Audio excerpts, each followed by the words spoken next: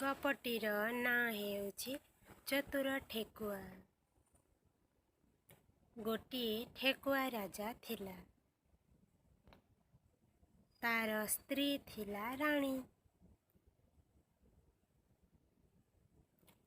ଦୁହେଁ ଗୋଟିଏ ବଗିଚାରେ ବୁଲିବା ପାଇଁ ଦିନେ ସନ୍ଧ୍ୟା ସମୟରେ ବାହାରିଲେ।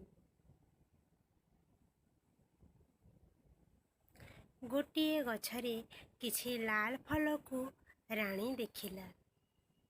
ସେହି ସୁନ୍ଦର ଫଳକୁ ଚାଖିବା ପାଇଁ ସେ ଇଚ୍ଛା କଲା। ଠେକୁଆ ରାଣୀ କହିଲା, ରାଜା, ମୋତେ ସେହି ଲାଲ ଫଳ ଆଣିଦିଅ, ମୁଁ ଖାଇବି। ଠେକୁଆ ରାଜା କହିଲା, ସେହି ବଗିଚାଟି ହେଉଛି ଗଧିଆର। ଯଦି ସେ ଆମକୁ ଦେଖିଦେବ ତେବେ ଆମକୁ ମାରିଦେବ। କିନ୍ତୁ ଠେକୁଆ ରାଣୀ ବହୁତ ଜିଦ୍ କଲା। ତାକୁ ରାଜି କରି ନ ପାରି ରାଜା ଫଳ ତୋଳିଲା। ଠିକ୍ ଏତିକିବେଳେ ଗଧିଆ ବଗିଚା ଆଡ଼କୁ ଆସୁଥିବାର ଠେକୁଆ ଦେଖିଲା। ଗଧିଆ ତା ପାଖକୁ ଆସିବା ପୂର୍ବରୁ ସେ ଫଳଗୁଡ଼ିକୁ ଗୋଟିଏ ବଡ଼ ଢୋଲ ଭିତରେ ରଖିଦେଇ ତାକୁ ଘୋଡ଼େଇ ଦେଲା। ଗଧିଆ ସେଠାରେ ପହଞ୍ଚିବା ବେଳକୁ ସେ ଅତି ନିରୀହ ପରି ସେଠାରେ ଛିଡ଼ା ହୋଇ ଏଣେ ତେଣେ ଦେଖିଲା। ଗଧିଆ ପଚାରିଲା, ତୁ କିଏ? ଏଠି କ'ଣ କରୁଛୁ? ତାପରେ ଠେକୁଆ ରାଜା କହିଲା, ଗଧିଆ ଭାଇ, ତୁମେ ତ ବଢ଼ିଆ ବଗିଚାଟିଏ କରିଛ। ମୁଁ ତୁମ ବଗିଚାକୁ ଦେଖିବାକୁ ଆସିଛି।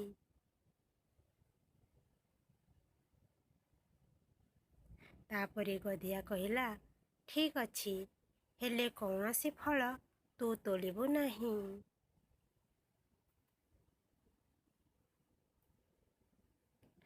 ଠେକୁଆ ରାଜା ମିଛରେ କହିଲା, ଓଃ, ଗୋଟିଏ ଠେକୁଆ ସେହି ଢୋଲ ଭିତରେ ଲୁଚିଛି, ସେ କିଛି ଫଳ ତୋଳିଛି। ଗଧିଆ କହିଲା, ସତରେ? ଠିକ୍ ଅଛି, ମୁଁ ତାକୁ ଦେଖିବି। ଗଧିଆ ଘୋଡ଼ଣିଟିକୁ କାଢ଼ି ତା ଭିତରକୁ ଡେଇଁ ପଡ଼ିଲା।